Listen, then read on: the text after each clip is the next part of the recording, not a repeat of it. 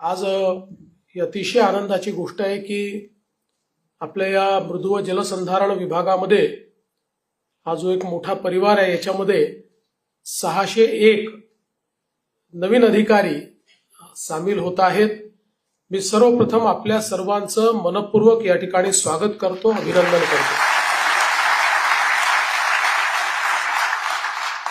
ज्याचा उल्लेख या ठिकाणी झाला 2022 मध्ये आम्ही हा निर्णय केला की राज्यामध्ये 75,000 रिक्त पदांवर आपण भरती प्रक्रिया राबवायची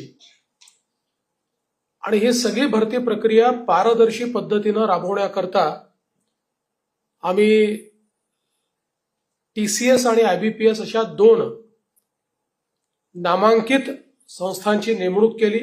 परीक्षा पारदर्शी पद्धतीने झाल्या पाहिजेत याकरता अनेक नियम आपण तयार केले आणि त्यातून या सगळ्या परीक्षा आपण घेणं सुरू केलं।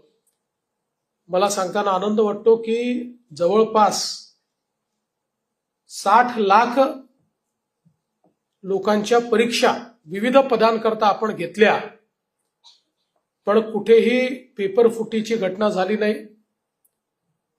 एखाद्या ठिकाणी कोणी जर गैरप्रकार करण्याचा प्रयत्न केला तर त्याच्यावर आपण कायदेशीर कारवाई केली, परीक्षा रद्द केली आणि नव्याने परीक्षा घेतली।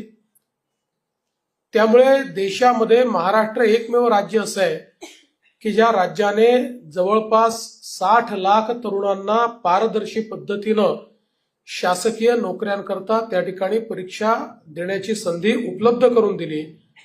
आणि आपण 75,000 ठरवलं होतं, पण आता हळूहळू सगळे आपण ज्यावेळेस नियुक्तीपत्र देऊ त्यावेळी 1.5 लाख नियुक्त्या या महाराष्ट्र सरकारच्या वतीनं या ठिकाणी होत आहेत। एक प्रकारे हा देखील एक रेकॉर्ड आहे कुठल्याही राज्यामध्ये इतक्या मोठ्या प्रमाणात नियुक्त्या होणं।